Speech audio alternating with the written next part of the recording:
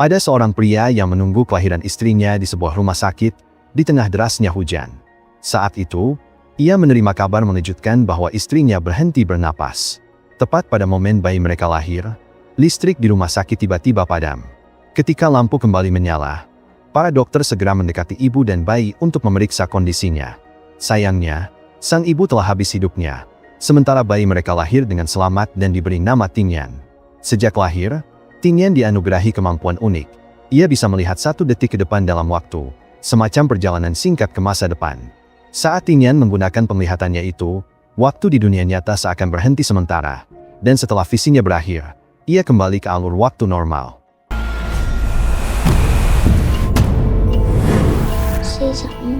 Ayahnya terkejut melihat kemampuan anaknya, lalu mencoba memanfaatkan kekuatan itu untuk berjudi. Namun, hasilnya justru sebaliknya.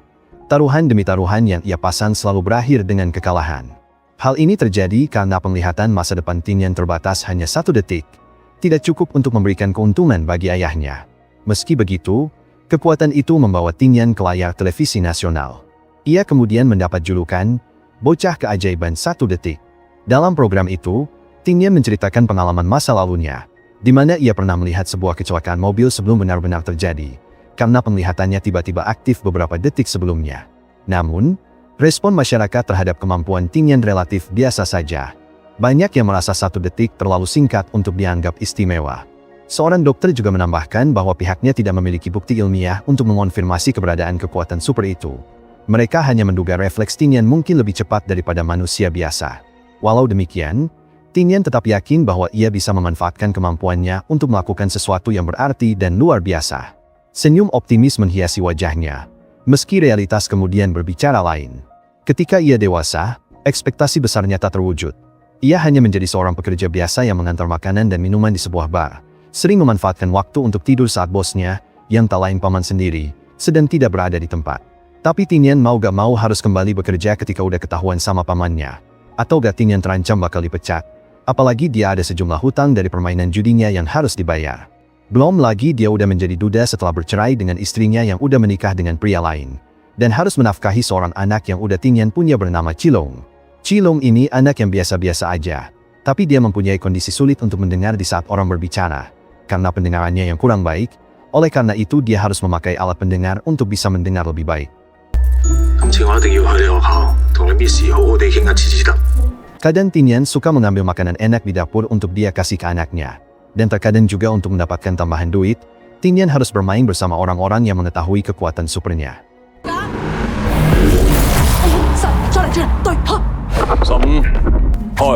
Tapi dia sendiri tampaknya udah males untuk menggunakan kekuatan itu.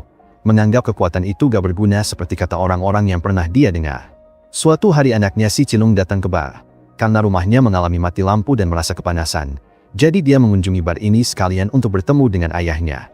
Tingyan melihat alat bantu pendengarannya rusak sama para pembuli di sekolah, yang membuat dia kesal dengan ngomong terus. Oleh karena itu Chilong melepaskan alat pendengarannya untuk dia bisa fokus belajar. Tapi terjadi sesuatu yang mengganggu momen mereka, yaitu para penagih hutangnya Tingyan datang ke bar untuk saatnya menagih hutang, karena hutangnya yang udah lama gak dibayar.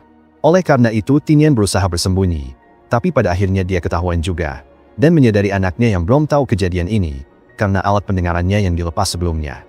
Menyadari akan digebukin, Tingyan pun menggunakan penglihatan masa depannya, dan mengetahui kalau si penagih hutang mau menghancurkan botol minuman, sehingga pecahan botol itu mengenai Chilong. Jadi Tingyan menahan si penagih hutang memecahkan botol, dan mulailah dia menghindari serangan dari para penagih hutang dengan memakai penglihatan masa depannya, satu persatu. Sampai akhirnya ada bunyi sirine polisi yang menghampiri bar, sehingga keributan mereka pun berhenti. Ketika diperiksa polisi, Tingyan memberitahu kalau sebenarnya dia gak mau berhutang, jika bukan karena untuk biaya operasi telinga anaknya agar menjadi normal. Supaya si polisi menjadi lebih yakin, dia bertanya ke seorang saksi kunci yang melihat kejadian pada saat itu bernama Chishun, yang memberitahu kalau Tingyan cuma menghindari serangan dari para penagih hutang aja, serta gak melakukan kekerasan seperti pemukulan. Alhasil Tingyan dibebaskan sama si polisi, dan berkenalan dengan Chishun yang tertarik dengan Tingyan yang jago menghindari pukulan-pukulan. Chishun memberitahu kalau dia adalah seorang petinju, yang mempunyai sebuah tempat latihan tinju sendiri, dan mau mengajak Tingyan untuk menjadi petinju juga, karena melihat refleksnya yang mantap. Karena profesinya jauh dari lingkungan kehidupannya, Tingyan pun menjawab kalau dia gak tertarik. Jadi sebagai gantinya Cishun mengajak Tinyan untuk menjadi rekan latihannya, dikarenakan asistennya udah meninggalkannya dari tempat latihan tinju. Tapi Tinyan juga gak tertarik. Oleh karena itu Cishun memberikan kertas berisi alamat tempat latihan tinjunya untuk Tinyan bisa datangi, jika misalkan dia berubah pikiran. Esok harinya ketika kembali ke tempat kerja, dia mendapat omelan dari pamannya yang marah sama Tinyan, karena barnya menjadi berantakan gara-gara keributan kemarin, ditambah Tinyan yang masih aja main judi. Jadi Tinyan meminta kesempatan untuk bisa tetap bekerja di bar. Tapi si paman menolak keinginannya, dan akhirnya, Tinyan pun dipecat. Alhasil dia menjadi stres, dan menjadi kesal di saat dia ingat kalau dia masih menyimpan kertas alamat tempat tinjunya Cishun. Oleh karena itu Tinyan pun membuangnya dengan sembarangan. Ini diketahui sama abang pengurus sampah yang marah sama kelakuannya Tinyan. Jadi si abang memberikan balik kertas itu, yang membuat Tinyan berubah pikiran untuk mengunjungi tempat latihan tinjunya Cishun.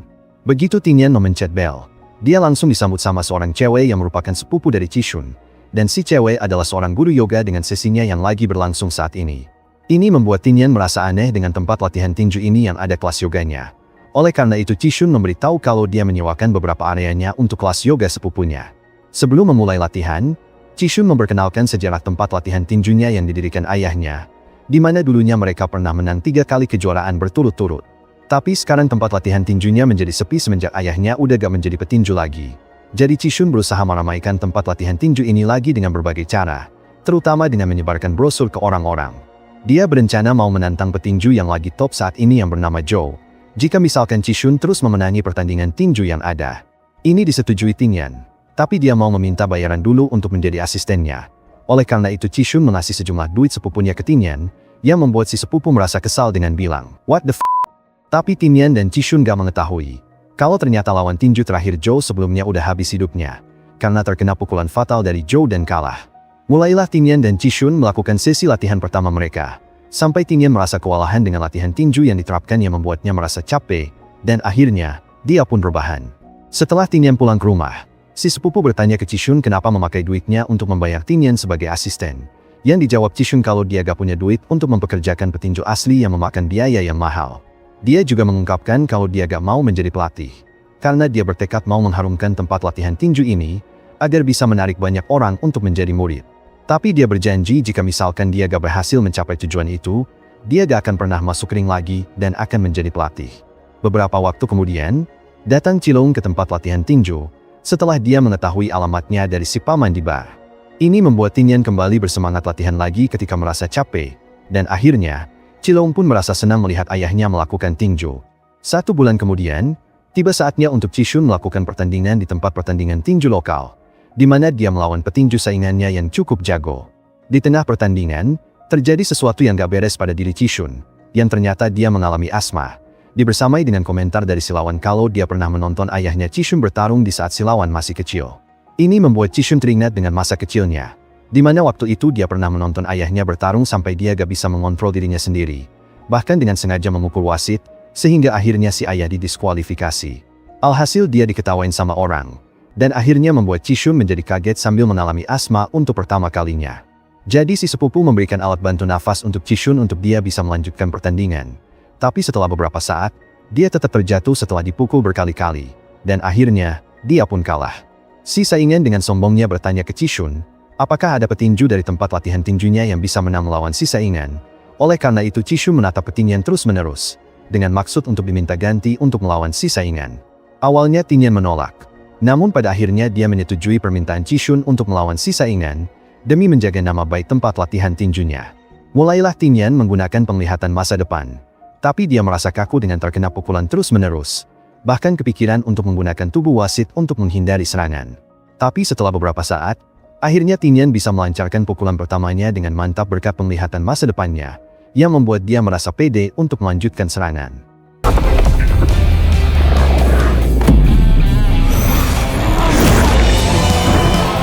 Tapi naasnya waktu pertandingan keburu habis duluan, dan akhirnya, Tinyan dan kawan-kawan harus puas dengan hasil seri. Ketika dalam perjalanan ke rumah masing-masing, Cishun mengungkapkan sesuatu mengejutkan, yang ternyata dia mau mensudahi kerjasamanya dengan Tinyan, karena kondisi asma Cishun yang mulai kumat lagi setelah menjalani perawatan dengan dokter sebelumnya, dan merasa udah gagal untuk mencapai tujuannya. Tapi ini membuat Tinyan merasa tambah yakin kalau dia bisa memanfaatkan penglihatan masa depannya di tinju. Jadi dia berkeinginan mau menjadi petinju dengan membawa nama tempat latihan tinjunya Cishun, supaya dia tetap bisa menggapai mimpinya untuk mempopulerkan tempat latihannya. Setelah mengungkapkan kekuatan supernya ke Qixun, akhirnya kerjasama antara Tinian dan Qixun pun terbentuk lagi. Mulailah Tinian melakukan latihan bersama lagi dengan Qixun, dari latihan gerakan badan, sampai latihan melakukan gerakan kuda-kuda dengan menggunakan kedua kaki. Begitu Tinian merasa siap dengan rambutnya yang makin mantap, mulailah dia melakukan pertandingan pertama yang sesungguhnya, sambil menggunakan penglihatan masa depan secara berkala tentunya.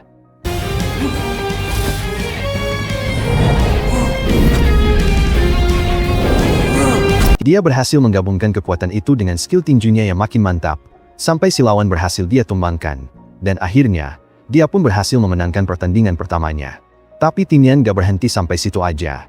Dengan terus latihan dan latihan, sampai dia berhasil memenangkan beberapa pertandingan tinju selanjutnya. Di waktu luang ketika gak ada pertandingan, Tinian dan Qixun membagikan brosur tempat latihan tinju ke banyak orang, untuk bisa mendapatkan murid yang mau latihan tinju, sampai akhirnya ada beberapa orang yang tertarik untuk belajar tinju. Di saat yang bersamaan, Tinian terus mendapatkan cuan dari hasil pertandingannya, sehingga dia mampu untuk membayar ganti rugi kerusakan dari bar pamannya karena keributan sebelumnya. Beberapa pertandingan udah dilalui Tinian, di mana dia sekarang memiliki catatan 10 kali menang berturut-turut tanpa kalah sekalipun. Bahkan lawan lebih berat dari sebelumnya sekalipun belum berhasil meninju Tinian. Setelah berhasil memenangkan pertandingan itu, banyak media yang mulai tertarik untuk meliput Tinian, bersamaan dengan nama tempat latihan tinjunya Qixun yang makin terkenal. Salah satu media mengetahui kalau Tinian waktu kecil dulu pernah dijuluki bocah keajaiban 1 detik. Jadi mereka mewawancarai Tinian tentang penglihatan masa depannya. Seorang dokter juga tertarik dengan kekuatan supernya Tinian. Oleh karena itu si dokter mengaku udah melakukan tes gelombang otak pada Tinian, dan menunjukkan hasil kalau ada gelombang ganda pada otaknya dengan frekuensi yang berbeda, sementara orang biasanya memiliki gelombang tunggal. Ini mulai menarik perhatian pihak pengurus tinju nasional yang menyebut kalau itu bakat murni yang dimiliki Tinian. Tapi lawan sebelumnya Tinian kurang setuju dengan dugaan itu, karena udah terbukti secara ilmiah kalau kondisi otaknya Tinian berbeda dari orang biasanya. Jadi dia meminta untuk mengoreksi peraturan pada pertandingan tinju resmi, karena dia merasa ini gak adil bagi para petinju-petinju profesional lainnya.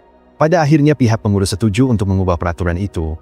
Oleh karena itu ketika Tinian dan Qixun dipanggil ke pihak pengurus tinju, mereka tentu aja protes akan peraturan itu yang diganti. Sementara menurut mereka peraturan sebelumnya dibuat untuk melindungi disabilitas yang tetap bisa menjadi petinju. Meskipun begitu, pihak pengurus udah mempunyai tanda tangan para petinju profesional lain yang setuju akan perubahan peraturan itu, dan akhirnya, Tinian pun gak dianggap sebagai petinju profesional lagi. Tapi seorang pemimpin menyarankan, jika misalkan Tinian bisa memberikan laporan medis yang lebih detail tentang otaknya yang normal, pihak pengurus akan mengizinkan Tinian untuk bisa bertarung dalam pertarungan resmi lagi. Di saat masih merasa kesal dengan perubahan itu, datang seorang bos dari grup tinjunya Joe yang jago itu yang tertarik dengan Tinian, dan mau mengajaknya untuk buy one dengan Joe dalam pertandingan tinju spesial. Joe adalah petinju yang terkenal sangat cepat dalam melakukan tinju, jadi si bos penasaran mau melihat Joe. Apakah dia bisa mengalahkan Tinian yang memiliki penglihatan masa depan?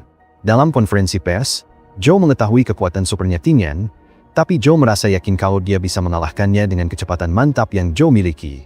Di tengah perjalanan pulang ke rumah, Qilong tertarik dengan action figure superhero Hulk. Oleh karena itu Tinian mau membelinya. Tapi sebelum dia bisa mengeluarkan duit, tiba-tiba datang lawan terakhir kalinya Tinian yang mau menantangnya untuk bertarung lagi. Karena dia gak senang dengan Tinian yang mendapatkan kesempatan untuk melawan Joe yang berkelas tinggi, sementara si lawan sendiri udah lama gak mendapatkan kesempatan itu. Ini ditolak Tinian, jadi dia menghindari si lawan. Namun Tinian merasa si lawan mau macem-macem. Oleh karena itu Tinian menggunakan penglihatan masa depannya, dan mengetahui kalau si lawan mau memukulnya. Jadi Tinian mendorong si lawan. Tapi akibatnya Qilong gak menyadari kalau di depannya ada mobil yang lagi lewat. Oleh karena itu Tinian cepat-cepat menolongnya, dan akhirnya, mereka berdua pun kena tabrak. Beberapa waktu kemudian setelah dirawat di rumah sakit, Tinian diberitahu kalau dia mengalami geger otak parah sebelumnya. Tapi sekarang dia udah gak apa-apa dengan gelombang otaknya yang udah normal. Sementara untuk Qilong, dia masih berbaring di ranjang. Namun dia udah melewati masa kritisnya dengan luka parah di kepala. Jadi Tinian memutuskan untuk menemani anaknya sampai sadar. Beberapa waktu pun berlalu, di mana ketika Qixun datang menjenguk, Tinian memberitahu tentang kondisi otaknya yang udah normal. Oleh karena itu di saat dia mencoba mengaktifkan penglihatan masa depannya, ternyata gak terjadi apa-apa, yang menandakan kalau penglihatan masa depannya udah menghilang. Beberapa waktu kemudian, datang si lawan terakhir kalinya Tinian untuk menjenguk, di mana si lawan meminta maaf sekaligus mendorong Tinian untuk tetap bertarung dengan Joe tanpa kekuatan supernya. Dengan begitu, si lawan berpikir kalau Tinian bisa memberitahu dunia apa alasan sesungguhnya dia menjadi petinju, yang membuat dia terdiam. Setelah senang melihat anaknya udah sadar, Tinian datang menemui Qishun dan memberitahu kalau Tinian memutuskan untuk tetap melawan Zhou. Dia beralasan kalau seumur hidupnya, dia melihat 1 detik di depan terus-menerus, tapi dia tetap lari dari itu semua. Jadi kali ini dia gak mau lari lagi, karena dia mau memenangkan pertandingan tanpa menggunakan kekuatan super, dan akhirnya, dia pun termotivasi untuk latihan keras lagi. Setelah beberapa waktu menjalani latihan, akhirnya tiba saatnya untuk Tinian melawan dengan Zhou yang ditonton sama banyak orang. Dimulailah pertandingan itu, di mana sepanjang pertandingan Tinian masih gak bisa mengaktifkan penglihatan masa depannya, dan disadari sama para komentator kalau Tinian gak mempunyai kekuatan itu lagi setelah ditabrak sama mobil. Meskipun begitu, ternyata Tinian berhasil menumbangkan Zhou, setelah Tinian ditumbangkan beberapa kali. Para komentator bilang kalau menurut catatan, Zhou belum pernah dipukul sampai jatuh. Menduga gara-gara bekas luka-luka sebelumnya yang membuat performanya menurun. Beberapa ronde pun berlalu, sampai ketika di ronde terakhir di ronde 10 ini, para komentator bilang kalau Zhou biasanya mengalahkan lawan dalam 4-5 ronde. Tapi beberapa saat kemudian di saat kondisi Tinian udah menurun, Zhou berhasil meninju Tinian beberapa kali sampai dia terjatuh, dan membuatnya susah untuk berdiri lagi. Semua orang menduga kalau Tinian bakal kalah, dan tebakan mereka benar, yang ternyata Tinian udah susah untuk berdiri lagi, dan akhirnya, dia pun kalah. Tapi ternyata itu cuma penglihatan masa depannya aja, yang membuatnya termotivasi untuk gak menyerah, dan akhirnya, dia pun masih bisa untuk melanjutkan pertandingan, sebagai pertanda kalau kekuatan penglihatan masa depannya udah kembali. Tapi dia memutuskan untuk gak menggunakan kekuatan itu, dan bertarung dengan cara biasa, sampai akhirnya ronde terakhir pun selesai. Melihat Tinian yang mau tumbang, Zhou cepat-cepat menahannya, sehingga dia dipuji sama banyak orang akan sikap sportifnya. Kedua petinju pun merasa senang setelah pertandingan mantap ini udah selesai. Tapi ketika juri memutuskan siapa yang menang, gak ada suara yang terdengar di film siapa pemenangnya. Tapi walaupun menang ataupun kalah, Tinian tetap merasa senang udah mencapai di titik ini, di mana dia akhirnya bisa menunjukkan sisi terbaiknya ke banyak orang kalau dia bisa bertinju tanpa menggunakan kekuatan super. Film One Second Champion diakhiri dengan Tinian yang berpesan, kalau melihat masa depan itu penting, namun 1 detik aja bisa membuat perbedaan besar dengan hasil yang gak bisa dibayangkan. Pastikan untuk klik subscribe dan nyalakan loncengnya agar kamu gak ketinggalan alur cerita film terbaru.